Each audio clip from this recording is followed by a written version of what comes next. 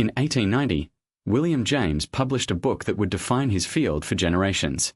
The Principles of Psychology was a landmark then, but what is it now? After 135 years of experimental psychology, cognitive science, and neuroscience? Has it aged into a historical curiosity, interesting mainly as a document of what people used to believe? Or does it still contain ideas that are genuinely alive, that correspond to what we have since discovered about the brain and mind? The answer is remarkable. A surprising amount of what James argued has been confirmed by subsequent science, often decades after he proposed it and sometimes independently by researchers who had not read him carefully. At the same time, some of his ideas have been significantly revised, and a few have been overturned. Tracing this record of rightness and wrongness tells us something important about the nature of good science and about what it means to observe the mind honestly. Begin with habit, the subject of one of the Principles' most famous chapters. James argued that repeated behavior literally reshapes the nervous system, carving paths of least resistance through which subsequent behavior flows more easily. In 1890, this was an educated inference from physiology rather than a demonstrated fact. The specific mechanisms were entirely unknown. Today, the neuroscience of habit is one of the most active areas of brain research. Long-term potentiation, synaptic plasticity, the role of the basal ganglia in habitual behavior, all of this confirms, with a precision James could not have imagined, that his basic claim was correct. Practice physically changes the brain. Habits are written in biology. His account of attention has also fared well. James distinguished between voluntary and involuntary attention, argued that voluntary attention was trainable, and insisted that the faculty of bringing back a wandering attention was the very root of judgment, character, and will.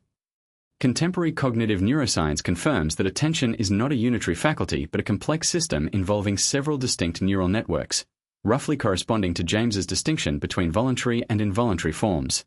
Research on attentional training, including mindfulness-based interventions, has confirmed that attention can be strengthened through practice, exactly as James proposed. The James-Lange theory of emotion has had a more complicated history.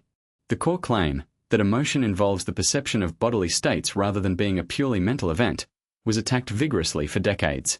But contemporary work by Antonio Damasio on somatic markers, by Lisa Feldman Barrett on the constructive nature of emotion, and by the broader field of embodied cognition has revived something very close to James's original insight.